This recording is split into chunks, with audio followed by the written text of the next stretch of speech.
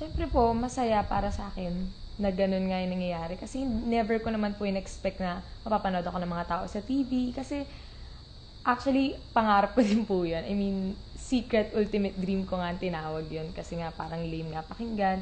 Pero, ayun, masaya sa pakiramdam na unti-unti natutupad ko yung pangarap ko. Marami yung nangangarap kasi na maging artista, di ba? Ang daming araw-araw pumipila sa mga audition.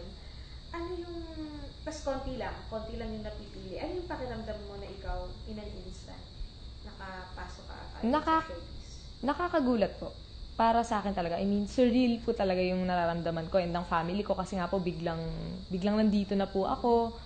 So, ayun, masaya po, masaya. Hindi ko po inaakalang mangyayari sa akin yung ganito.